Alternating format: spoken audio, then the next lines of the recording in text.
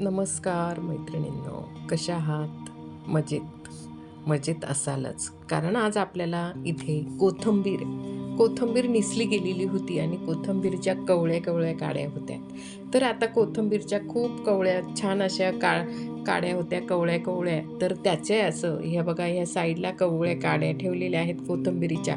त्याचे कोथिंबीरीच्या काड्याचे बारीक तुकडे करून टाकले आपण इथे कैचीच्या साहाय्याने आणि त्याची चटणी करणार आहोत, अगदी छान झणझणीत अशी. तर इथे 2 मोठे छोटे लाल कांदे घेतलेले होते, 2 ते बारीक चॉपरमध्ये टाकून बारीक त्याचं चॉप करून ठेवलेलं आहे. लसूण घेतला होता, मिरची आणि एका बाजूला गॅसवर तव्यावर थोडेसे शेंगदाणे बारीक करून घेतलेले आहे, भाजून घेतलेले आहेत सॉरी. आणि ते आपण आता मिक्सरच्या भांड्यात टाकून ते दळून घेणार आहोत. तर इथे कांदा, मिरची आणि लसूण. तर हे शेंगदाणे खूप काही बारीक केले नव्हते, असे जाडे भरडेच ठेवलेले होते, ते बाजूला काढून घेतले. त्याच मिक्सरच्या भांड्यात आपण इथे लसूण मिरची आणि लसूण याची बारीक चटणी बारीक ठेसा तयार करून घेतलेला आहे. त्याच्यानंतर इथे गॅसवर आपण इथे कढई ठेवलेली आहे. कढईत थोडंसं तेल टाकलं, त्याच्यामध्ये थोडंसं जिरं आणि मोहरी टाकलेली आहे. आता त्याच्यात जिरं मोहरी छान तडतडल्यानंतर आपण ह्या ठिकाणी कांदा छान गुलाबी रंग होईस्तोपर्यंत आपण याच्यावर परतून घेणार आहोत. तर कांदा छान परतत होता, गुलाबी रंगापर्यंत आपण इथे हा कांदा मस्त परतून घेणार आहे.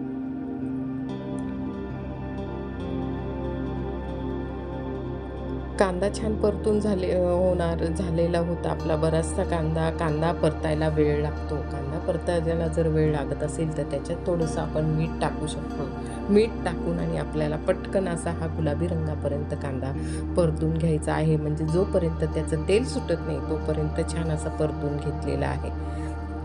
त्याच्यानंतर आपण जी ठेसा केलेला होता लसूण आणि मिरचीचा, तो ठेसा आपण त्याच कांद्यामध्ये परतून घेणार आहोत. असा एखादा मिनिट असा हा परतून घेणार आहोत, कारण त्याचा जो कच्चापणा आहे तो चालला जायला पाहिजे.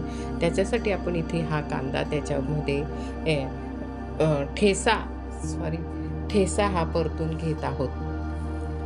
पण पूर्ण रेसिपी बघा, खूप सुंदर अशी आहे आणि झटकन होणारी आहे. आपल्याला काड्यांचा सुद्धा वापर करायचा आहे आणि त्या कोथिंबीरीच्या काड्यांपासून आपण हा छान असा चविष्ट अशी ही ठेसा बनवणार आहोत. कोथिंबीरीचा काड्यांचा ठेसा अगदी चविष्ट आणि स्वादिष्ट लागणार आहे. पूर्ण रेसिपी बघा.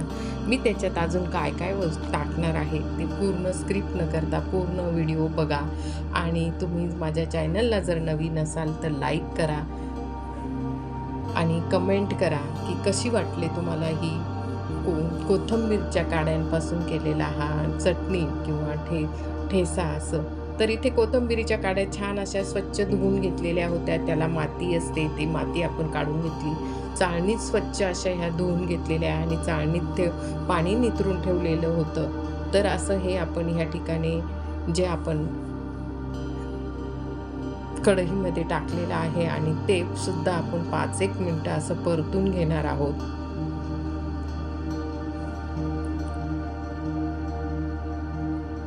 तर इथे आता असं आपण इथे परतून घेत आहोत थोडंसं.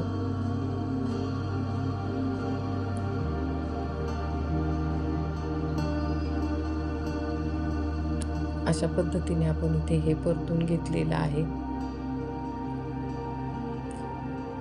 तर कोथिंबीरीचं ते आपण धुतलेली होती, त्याला थोडंसं पाणी सुटतं. त्याच्यामुळे ते आपण असं इथे थोडंसं वाफेवर ठेवणार आहोत असं 2-4 मिनटं. तर आता आपण त्याच्यामध्ये थोडंसं मीठ टाकून घेणार आहोत. या ठिकाणी आपण इथे मीठ टाकून घेतलं. चवीनुसार इथे मीठ आपल्याला जेवढं लागतं तेवढं. तर त्याच्यात तुम्हाला हिंग टाकायचं असेल तर हिंगसुद्धा टाकू शकतात या ठिकाणी.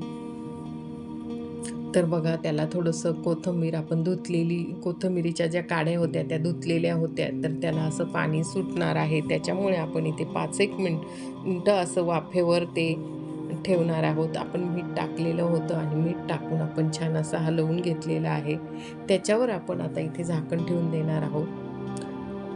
असं आपण असं 5-1 मिनटं असं झाकण ठेवून देणार आहोत आणि झाकण ठेवून एखाद 2 वेळा उघडून बघितलं की शिजलं का नाही, ज्या काड्या आहेत त्या आपल्या अशा मऊ झाल्या का नाही, कारण आपल्याला खायला त्यात व्यवस्थित लागली पाहिजे ती ठेसा कोथिंबिरीच्या काड्यांची, आणि तो छान असा शिजला. त्याच्यानंतर आपण ह्या ठिकाणी थोडंसं आपण जे शेंगदाण्याचा कूट केलेला होता तो टाकून घेतलेला आहे.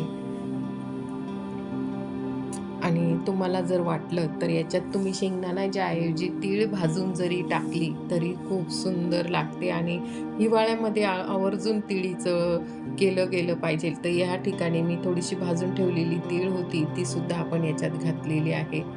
तीळ आणि शेंगदाणे अशी ही पौष्टिक चटणी अगदी छान, आणि काड्यांमध्ये खूपच ही चटणी खूप सुंदर लागते. आणि अशा पद्धतीने आपली ही कोथिंबिरीच्या काड्यांपासून केलेली चटणी अगदी छान आणि खरपूस अशी झालेली होती. तुम्हाला माझा व्हिडिओ नक्कीच आवडला असेल तर लाईक, शेअर, कमेंट जरूर करा. हे बघा अशी स्वादिष्ट अशी ही कोथिंबिरीचा काड्यांचा ठेचा तयार झालेला आहे. तुम्हाला नक्कीच हा व्हिडिओ आवडला असेल तर तुमच्या मित्रमैत्रिणींना कोथिंबिरीच्या काड्यांची ठेचा जरूर